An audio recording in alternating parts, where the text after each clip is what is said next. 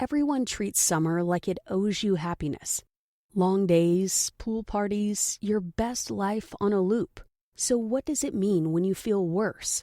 The summer blues are real. It's why summer is one of the busiest stretches of the year for people starting therapy. Therapy is not only for when you're in crisis. Growth therapy is for all the moments when you decide you want more. More support, more clarity, more tools. Mental health isn't a destination you reach. It's something you build, and Grow makes that easier. Grow connects you with thousands of high-quality licensed therapists across the U.S., offering both virtual and in-person sessions, nights and weekends. You can search by what matters, like insurance, specialty, identity, or availability, and get started in as little as 2 days. There are no subscriptions, no long-term commitments. You just pay per session. Grow helps you find therapy on your time. The therapist you want takes your insurance on Grow. Grow accepts over 125 insurance plans. Sessions average $21 with insurance, and some pay as little as $0 depending on their plan. Visit growtherapy.com/book now today to get started. That's growtherapy.com/book now. growtherapy.com/book now. Availability and coverage vary by state and insurance plan. This episode is brought to you by Progressive Insurance. Do you ever find yourself playing the budgeting game? Well, with the Name Your Price tool from Progressive, you can find options that fit your budget and potentially lower your bills. Try it at Progressive.com. Progressive Casualty Insurance Company and Affiliates. Price and coverage match limited by state law. Not available in all states. I'm Whitney Baker, coach, facilitator, meditation teacher, and writer. Electric Ideas is for women, especially mothers, who are done disappearing inside their responsibilities. If you're holding everything together but running on empty or feeling disconnected from your needs and desires, this is a place to come back to yourself.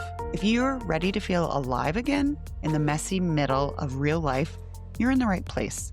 Let's spark something.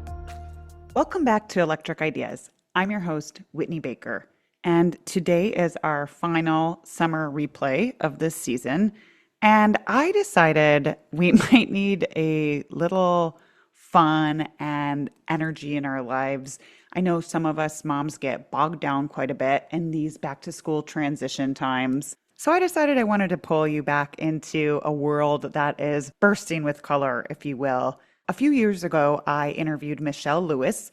She's a color psychology expert, and she wrote the book, which we discuss in this episode, called Color Secrets: Learning the Universal Language We Were Never Taught. And we're going to explore the science and history of color a little bit, but also just talk about how colors influence our moods. I think shifts in rhythms and routines and capacity and seasons are both times to reassess a little bit and be intentional. And I hope this conversation invites you to surround yourself in fun ways, perhaps with some hues that help you call in whatever energy you are craving in this season. Before we get into the show, I want to remind you now that summer break is over. I am reopening my doors and working with an increasing amount of companies and women's groups who believe that when women are able to contribute from a place of full capacity, that it benefits their lives, their relationships, and their work. I work with groups to offer a variety of curated workshops and talks on topics such as moving from fractured to focused, or protecting your mental capital, or creating rituals to help you contribute sustainably. I'm really excited that this work is expanding. I would love to hear what's going on in your communities, in your organizations, in your workplaces. So if you're interested in connecting and discussing and exploring, go ahead and book a 15-minute Spark call with me. You can find a link in the show notes to do this. You just hop right on my calendar. Or if you'd rather just message me, you can always drop me a line on Instagram. You can reach me at @WhitneyWoman. All right, let's dive into the mysterious language of color now. Enjoy the show. Okay, Michelle, welcome to the show. Thank you so much. I'm thrilled to be here. This is such an exciting topic. I am a color lover, so I was an easy sell, but I think that a lot of people are going to have a lot of enlightened moments on just how deep color can go. I hope so. So I want to get into your book right away because you say in your book that color is the one universal language we were never taught. Let's start there. Absolutely. When I started exploring color, I was in college. Someone gave me a book called If It's Purple, Someone's Gonna Die. And it was all about using color in film and how people used it in production in order to create an emotional response from their audiences. And that's really where my journey began. And as I grew and started to use color in different aspects of my life and started studying the visible light spectrum, it became more and more clear that, hey, it's not just what it is a language. And that I really, really, really wanted to prove that. And that's what went into the research in my book. And at least 8 colors I was able to prove were absolutely crucial all across the world throughout history. And so that's why the book came to be. And I think it is one of the most powerful tools we have in our arsenal to communicate. So we don't have time to do as deep of a dive into every color, but I would like to start with you sharing kind of the 8 colors that have been scientifically documented to have a reaction. So maybe you can list those and then we can kind of tick through them individually and talk about each one a bit. So when I was looking for this, it kind of came because I was working in branding and visibility with my clients, and they were trying to figure out, what do I use in my branding? And they were really struggling because this was also when neutrals became so popular, and yet their sales weren't increasing when they would do these big rebrands. And so that's what kind of prompted me to study the browns, the blacks, the grays, the whites. And it became almost impossible for me to find scientific proof that it caused a huge reaction in the body or emotionally, aside from black, but worldwide, that really just symbolized death in most cultures. So that's what led me to figure out, okay, well, which colors do communicate? And of course, I started with the visible light spectrum. Having studied natural medicine for a bit of my life, I studied which plants absorbed which light spectrum frequencies and therefore had certain colors, especially when they are like, think about pouring like hot water over tea leaves. And sometimes it turns yellow and sometimes it turns red, that kind of a study. So I was able to definitely see that the primary colors in the visible light spectrum, which is red, orange, yellow, green, blue, and purple, were extremely communicative.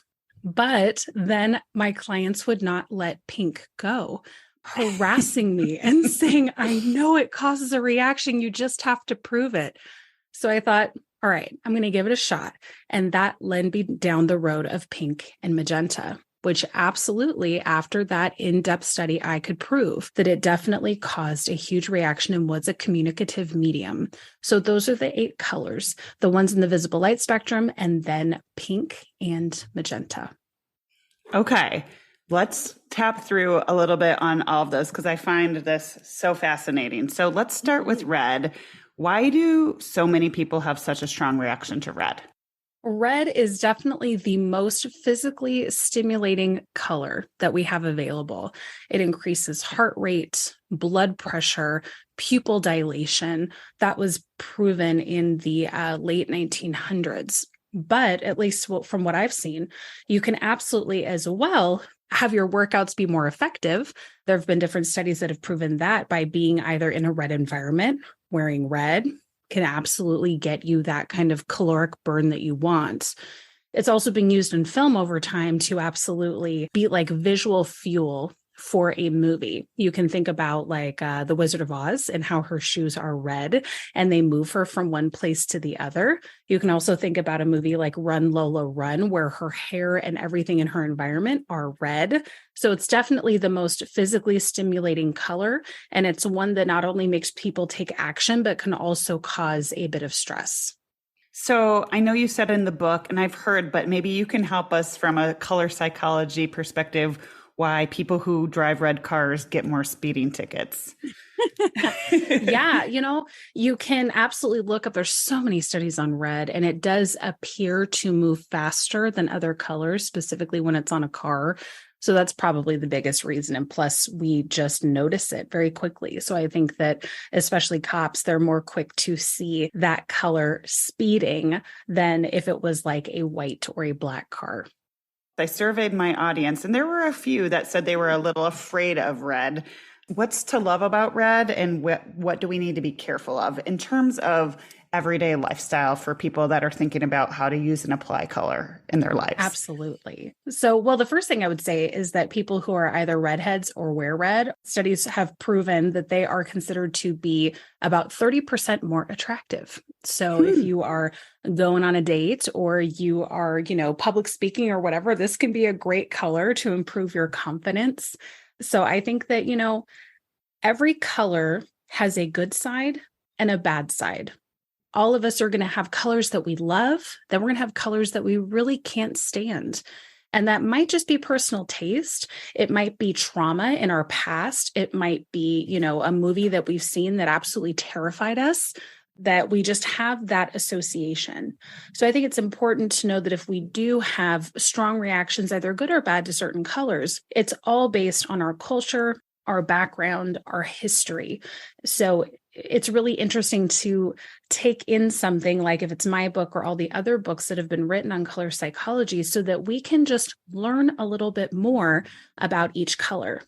Us even learning a different name for a color increases the gray matter in our brain. So usually I really like people to start with reading my book because it already, by the time they're done, has changed the way that they think about color. And that's what's so powerful. So for people that are really fearful of red, it's probably just because they've, seen a lot of horror movies with a lot of blood or whatever it may be. But remember, that's maybe the bad side of red, but there's a good side.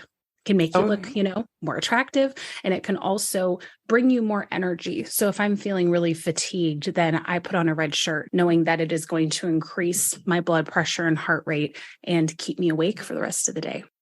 Interesting. So maybe we want to avoid red pajamas. Yeah. Okay. All right. Well, move over red because orange is next. And I definitely want to talk about orange because this was the most avoided color, top of the list for my community. So I'm feeling sorry for orange. What's up with orange? I used to be one of those people. Orange was one of my least favorite colors, but I forced myself to study it. And I'm so glad that I did. What an incredible color. And it's actually the color most associated with family and balance.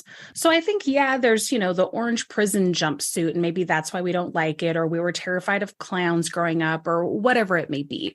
Sometimes it's seen as like a cheap color. But if you go all over the world, it's actually one of the most rich cultural colors. It's seen as a very spiritual and royal color in places like India. So it has so much significance. And for like realtors, they know if you want to sell a house, plant marigolds in front of it, orange marigolds. And a lot of people put like even orange scent inside of the home. This is a really incredible color that helps us in terms of sunrise, helps us wake up. Sunset helps us go to sleep. It's a really crucial color, and it's one that is proven scientifically to be incredibly powerful. So it's something that we can't ignore, even if we don't like it. My advice is to at least study it. You don't have to wear it. Put it in your environment, flowers or a vase or whatever. Just put it a little bit in your life because it is going to create a physical reaction and hopefully make you feel more balanced. I would venture to say that people probably hate the color because it is such a symbolic thing of balance that if their life isn't in balance, they're going to feel pretty repulsed by it. That's just my 2 cents. That's interesting because, you said it provides a welcoming feeling too and balance. And I'm glad you had those specific examples of smaller ways to incorporate, because I can tell you as one of the minority people, as an orange lover, it is still very tricky to incorporate into a house compared to other colors. So those small kind of punches with flowers or something like that is super helpful. Okay. And there's so many different varieties of it too. It doesn't have to be a bright orange. It can be something that's much deeper and richer. So it's usually because we just have not been exposed to it that we feel a little repulsed by it. But I think that that's something that we can change. Find our shade. I like that. Okay. Next is yellow. And I actually found the history piece of yellow really fascinating because one of the things your book brought to life for me was how the perception of colors has changed so much over time. So I thought maybe we could go there a little bit with yellow. How has yellow evolved in modern history? Well, of course, that is a complex topic and something I'm sure we can't get into too much depth in here, but I do have a really fun story. I spent the summer in Paris and I was very fortunate to get to go to the Louvre. And what was fascinating about it is I got to see all of these paintings throughout the past 1,000 years. And there was this one corridor that was all about the crucifixion and the apostles and the disciples and very Renaissance and just a very interesting hallway. It was by the Mona Lisa. And so right next to the Mona Lisa is this painting of the crucifixion. And so I was looking at it and they had this one robed figure. You couldn't really see the face, but it was wearing a cape that was entirely yellow. If you've read the book, then you know that yellow became a color that was very associated with being a traitor, specifically in the Spanish Inquisition. So the little placard said, oh, this is symbolizing death, and it's a woman that's coming to da-da-da-da-da-da. And I'm sitting there going, well, no, because at the time this was painted, this would be associated with betrayal. This is Judas. I don't understand why they don't get this, right? So fascinating to see a real life example and be able to maybe poke at the people studying the painting and saying, I don't think this is who you think it is. Yellow was so tied to betrayal and in some cases, even prostitution in history. So really interesting how negatively associated this color was. To flash forward now and see how tied it is to hope, optimism, forward thinking. So many studies that, of course, prove this to be true, and especially something that really awakens the nervous system. The eyes are definitely at their peak excitement when you're looking at yellow. I loved the personal detail that you shared, that you said, and tell me if I'm misremembering, but I think you said that when people are mourning, you tend to send them yellow flowers. Why? For me, I think grief is such a hard thing. And I think that, any type of flower, what a blessing to receive. But for me, I always want them to know, like, there's hope. There is a future, even though it feels like maybe there isn't now. So those are the colors that I really love to send because that's the message that I want them to feel when they receive it.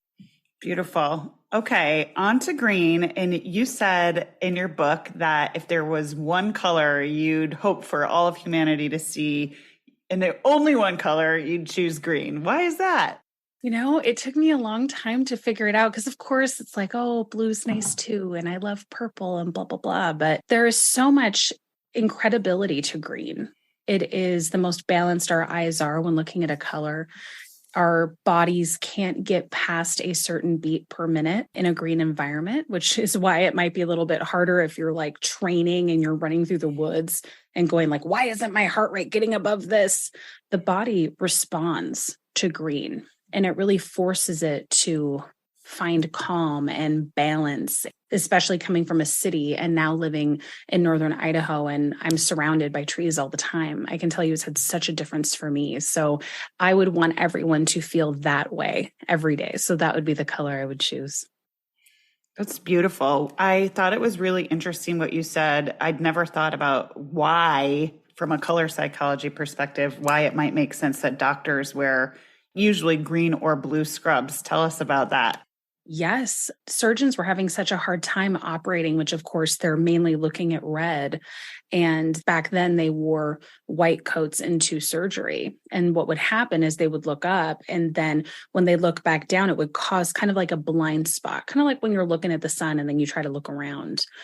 So a surgeon went, well, I wonder if we change the color. And so they tried green and it would reset the rods and cones in the eye and help them then be able to, okay, I can look up, I can see someone in green scrubs, and it would kind of reset their vision so that when then they look back in the body cavity, they could see more clearly. So that's why they did that, which is, I think, pretty brilliant. Fascinating. I think that's so interesting. And right? Colors saving lives. Yes. Like I said, I mean, This is way beyond just like pulling something fun out of your closet is very fun, but it's way deeper than that. So I appreciate learning a little bit about each of these. So next is blue. And I hadn't thought about for a long time as I was reading your book that minus the skies and water in nature and food sources, blue is just rare in nature. Why do you think that? I think it's definitely a color that is pretty crucial to any living thing's survival. So I think that's why animals and plant life especially do not reflect blue often. Of course, you're going to be able to find a blue flower occasionally. And I think that that's because, you're getting more into the ultraviolet spectrum of light. And that's what butterflies and bees love and what they see, which is incredible. But I do think that especially for a living creature, we really absorb a lot of blue light in our cells and in our bodies. And so I think that's why we don't see it very often outside of the sky and the water. So tell us, when it comes to blue, what is one compelling reason when to incorporate it and one thing to avoid? Sure. This is a great color to have around when you are learning something new. It is the color that by far singularly stimulates the mind. So this is a really great color. This is one of my main brand colors, and it's because I'm teaching something totally different, right? And I want them to be able to have a little bit of subconscious trust with me to just like, hang on, I promise I'm going to prove it to you. So that can be a really powerful color.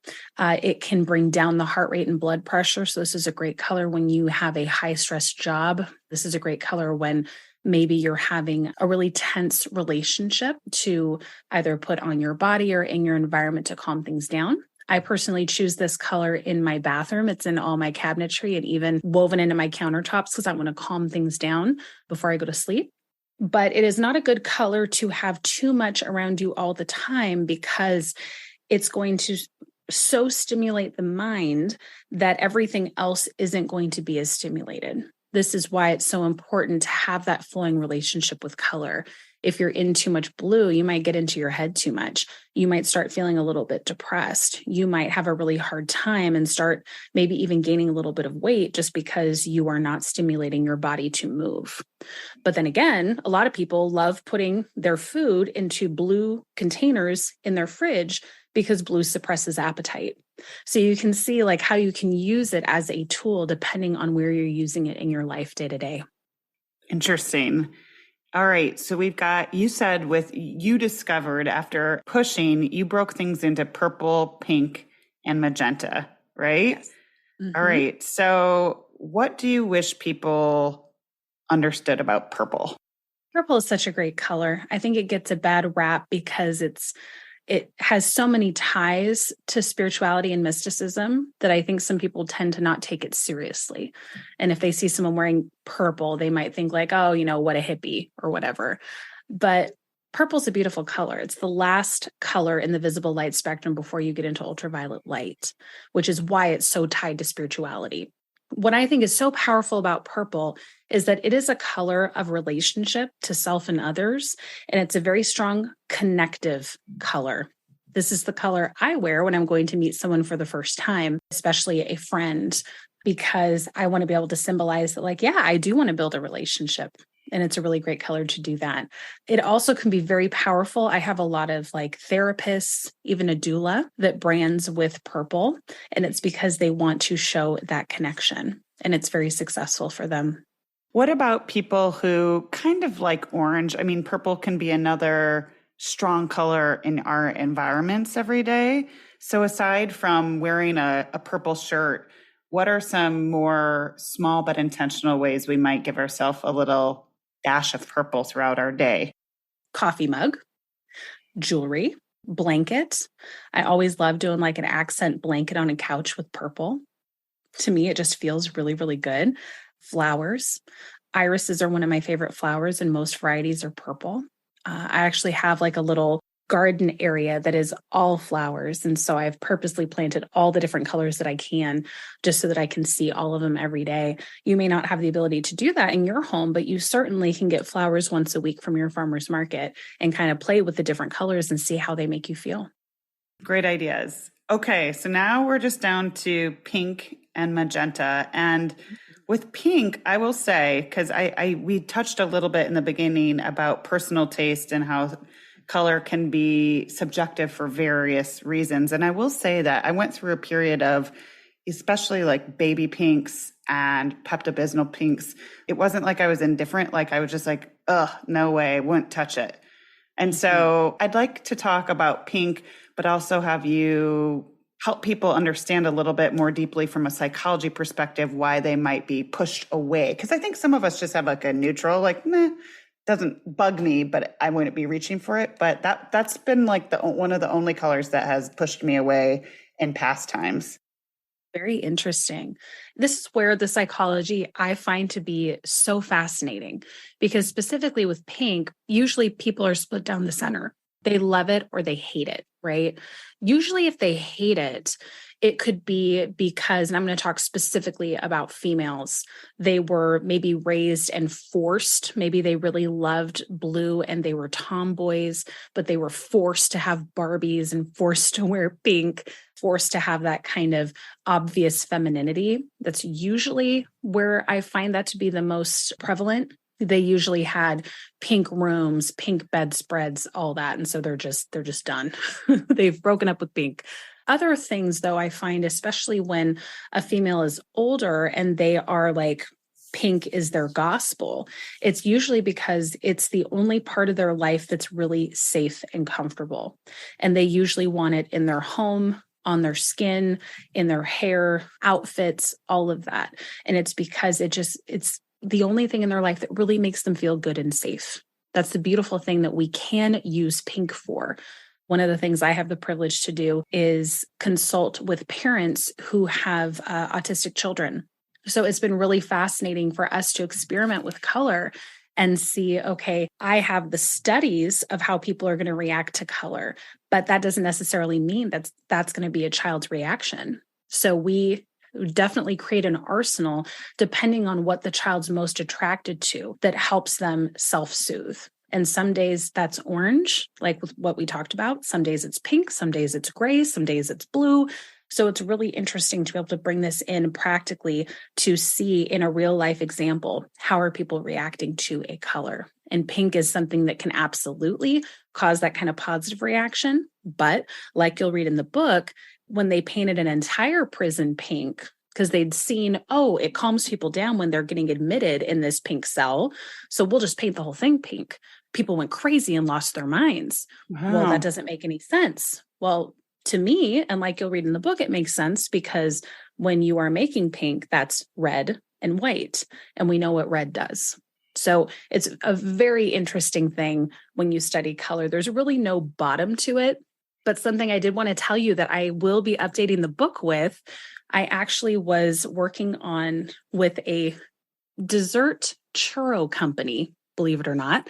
And they brand everything with pink. And I was saying there aren't any studies that really link pink to people being hungry or not. And so they did their own study and they polled over 2,000 people in Britain. And they found that sweet treats and desserts, 21% of people admitted to feeling those feelings of hunger for dessert when they're in a pink environment, which I thought was really interesting. Okay. All right. Well, interesting about pink. I think that'll get people noodling or at least paying attention to if they have a strong reaction either way to colors. So finally, we have magenta, and what you wrote about magenta really did shift my thoughts because I think I just kind of grouped it in with purple, but it's different. So tell us about magenta and what it stirs up for people.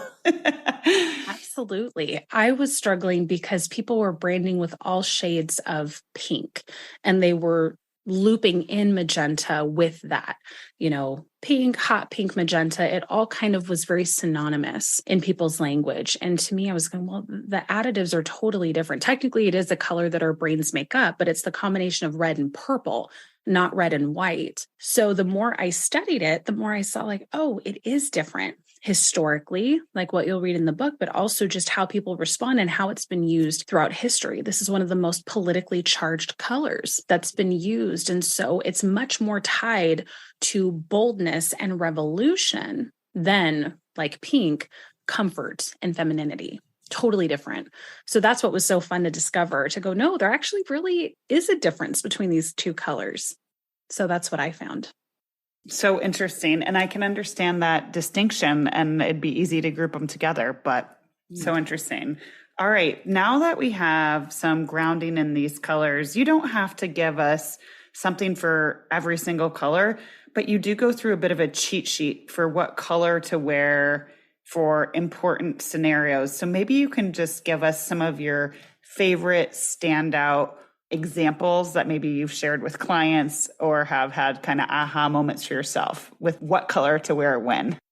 I was working with an author who was narrating her book. And the last book that she narrated, she really struggled, lost her voice. So this was not something that was really exciting to do. Of course, it's great to record your book, but it was just like, okay, am I going to deal with this again? And I said, well, why don't you try wearing orange? So she wore an orange sweatshirt and she flew through the recording, never lost her voice, had a great experience, which I think was just so incredible. I had someone that was getting on stage at the Kajabi event over the summer, and she was struggling with what to wear. She was leading a panel, wanted to feel, authoritative, but also conversational. And so we went through a couple of different outfit choices, and she chose magenta. Kept people's attention, got the biggest laugh in the room, had a really great experience. So those are just two that are coming off the top of my head that people are able to use in their daily life to assist their intention through what they put on their skin. Do you think it's important that we cycle? Because there's so much out there right now about wearing certain colors. Do you think it's kind of important that we cycle through some different colors so that we're just testing it out and experiencing them all in terms of what we choose to wear daily?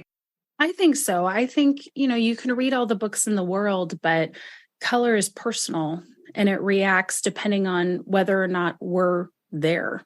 And that's proven through the double slit experiment. So if color, aka light, is responsive to whether or not we're there and we're perceiving it, then I would venture to say that we're all going to have a different relationship with the colors we wear. And I can give you a generality of what colors mean, but it might be totally different for you. So I think it's important to at least try all the different colors. Then there might be some that you shouldn't wear. For example, my dad tends to have higher blood pressure. He is not allowed under any circumstances, unless on Christmas Day, to wear red, right? Because I don't want to raise his blood pressure. So I think that we absolutely can. And you'll find that you are drawn in the day. You'll start having this habit, just like when you get up and you put on your makeup or do your hair in certain styles, you'll get up and you will pull certain colors based on how you feel and what you need. I'm curious because you do also have a background in interior design. In terms of picking colors that support what we need, it's like sometimes the way you're explaining it is almost like, okay, I want to embody more of this. I'm going to wear my red and be confident. And then other times it almost feels like we need colors to balance us out. Is that true? Absolutely. So what's your best piece of advice for making color decisions in our home or office environments that support us? Yeah. What do you need? Do you love coming home and having friends over and having just a time where you can relax and socialize? Does that give you energy? Well, then maybe you're doing more of the oranges and the purples. Whereas if you really love to come home and have your alone time and calm everything down and feel much more at peace and kind of, settle in and snuggle in, well, maybe you need more blues and more greens to bring everything back to a calmer state. It can also change depending on where you are in your home. You might need certain colors in your office environment versus in your bedroom, in your living room, in your kitchen.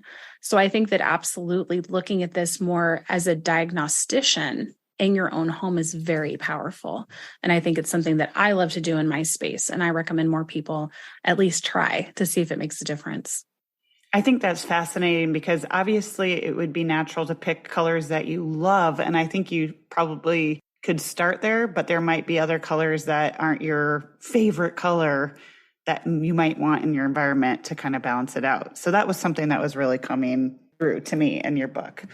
Well, we are hitting up against time, but I know, as we said, there's lots of different books about color psychology out there, and you really honed in on something, a piece of it that you felt like wasn't part of the conversation. Is there one thing from your book that people were surprised about or talked about that you feel like you'd like my audience to know? I think people were most surprised, of course, with the different histories of the color. Most men, after they read the book, their favorite color becomes pink, which I think is hilarious.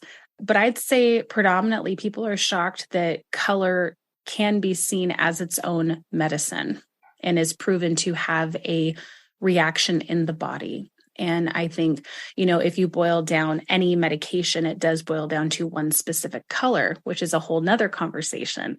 But knowing that we can treat ourselves and help ourselves with color, whether it's on our skin, getting more natural sunlight into our eyes, this is something that I think needs to be a part of the conversation, because I think it's something that has purposely been taken out of our education and out of our experience, where we go from gray schools to gray cubicles to gray homes.